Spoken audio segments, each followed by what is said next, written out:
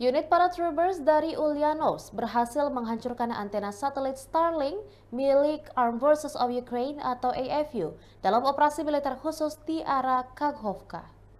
Tim UAV secara aktif menggunakan quadcopter yang dilengkapi dengan sistem penjatuhan untuk menargetkan dan menghancurkan kekuatan personel AFU serta sistem komunikasi satelit mereka.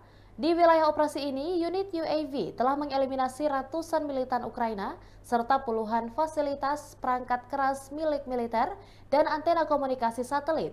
Upaya ini bertujuan untuk memutus jalur komunikasi vital AFU, mengganggu koordinasi mereka, dan memperlemah kemampuan tempur musuh di medan perang.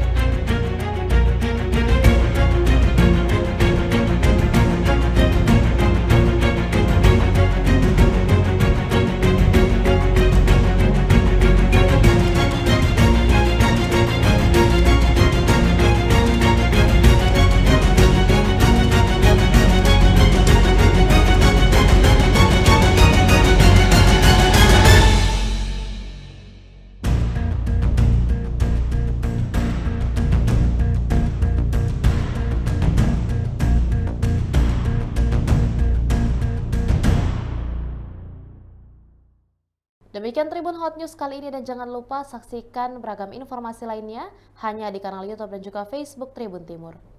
Download Tribun X sekarang, menghadirkan lokal menjadi Indonesia.